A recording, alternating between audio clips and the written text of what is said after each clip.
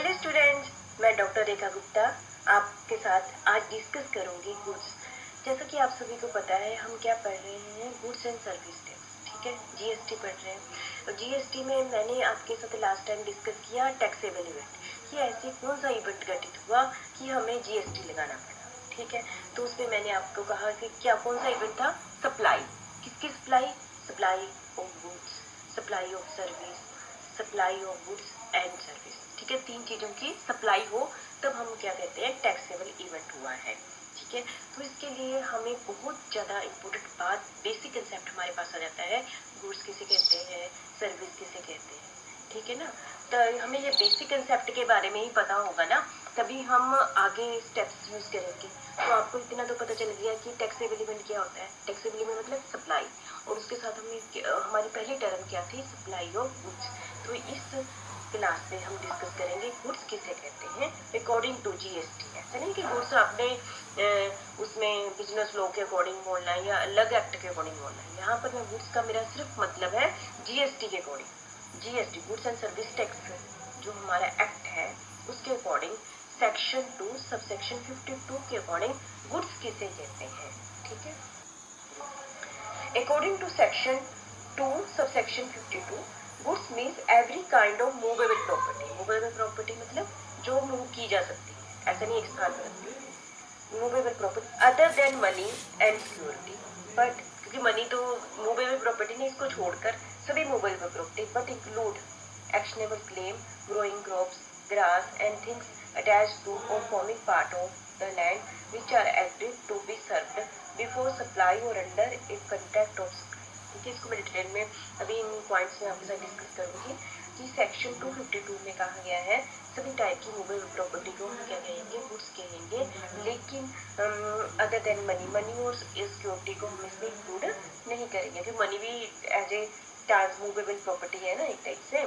चलो हम पहला पॉइंट डिस्कस कर लेते हैं, goods must be movable property. जैसे मेरा आपके सामने every kind of movable property, सभी टाइप की मूवेबल प्रॉपर्टी, लेकिन इमूवेबल प्रॉपर्टी को नहीं हम गुड्स में इंक्लूड करेंगे। जैसे डैम, बिल्डिंग होगी, ये गुड्स नहीं। ठीक है, मूवेबल प्रॉपर्टी होगी, जैसे मैंने सोप लिया, कोई चीज रेडीमेड गारमेंट्स लिया, ठीक है, तो मूवेबल प्रॉपर्टी। तो ये इसको मूवेबल प्रॉपर्टी को क्या कहेंगे, गुड्स कहेंगे। ठीक है, दूसरा है हमारा इंटेंजिबल गुड्स। इंटेंजिबल, टेंजिबल मतलब जिसको हम देख सकते हैं, छू सकते हैं, और intangible goods like sale of copyright and trademark, ये भी गुड्स है। जैसे कॉपीराइट आपको पता ही है, जैसे कि हमें बुक है, जैसे राइटर है, तो वो कॉपीराइट का अधिकार है ना, उसको कमीशन मिलता है कॉपीराइट। ट्रेडमार्क के बारे में भी आपको पता है, तो ये क्या है, गुड्स।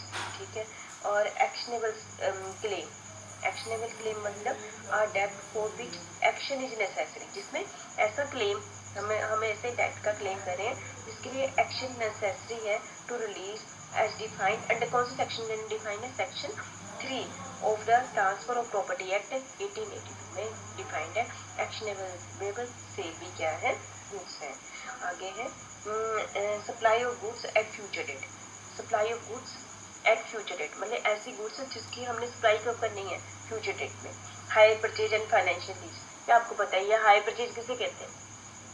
हायर परचेज वो कंसेप्ट है जब हम, जैसे हमने इंस्टॉलमेंट में चीज ले ली, लेकिन हमें ओनरशिप कब ट्रांसफर होगी, जब हमने लास्ट की इंस्टॉलमेंट दे देते हैं तब हम ओनर बन जाते हैं। हायर परचेज आपको पता है ना सप्लाई कैसे होती है। हायर परचेज होता है कि इसमें सारी जो हम पेमेंट कैश में नहीं करते, हम इसको इंस्टॉलमेंट में करते हैं। ओनरशिप कब ट्रांसफर होती है, जब हम लास्ट इंस्टॉलमेंट दे देते हैं। ये हमने, और फ्यूचर में हम ओनर कब बनेंगे, फ्यूचर में लास्ट इंस्टॉलमेंट के बाद। तो इसका मतलब गुड्स आज आ गई है हमारे पास, और तो वो उसको क्या माना जाएगा, गुड्स माना जाएगा। फाइनेंशियल लीज, जैसा आप सभी को पता है फाइनेंशियल लीज क्या होता है, शॉर्ट टर्म के लिए है ना, लीज पर दे दी किसी को चीज ना, तो वो ये भी, इसको भी क्या कहा जाएगा, गुड्स ही कहा जाएगा। ठीक है, और दूसरा है थिंग्स अटैच टू और फॉर्मिंग पार्ट ऑफ लैंड। ऐसी चीजें जैसे लैंड को तो हम गुड्स में नहीं इंक्लूड करेंगे क्योंकि ये मूवेबल प्रॉपर्टी नहीं है।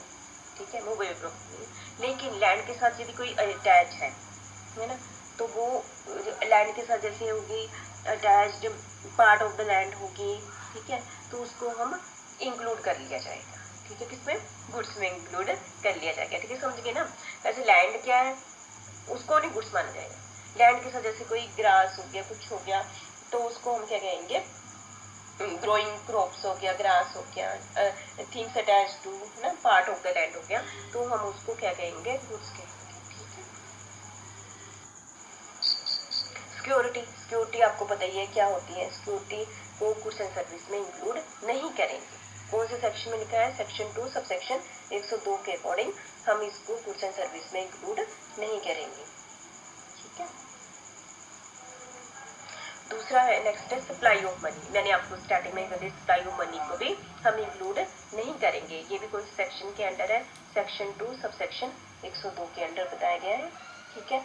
और interest, dividend, loan, borrowing, profit distribution among partner, not taxable, ये भी टैक्सेबल नहीं है, इसको भी हम इसमें इंक्लूड नहीं करेंगे। ठीक है।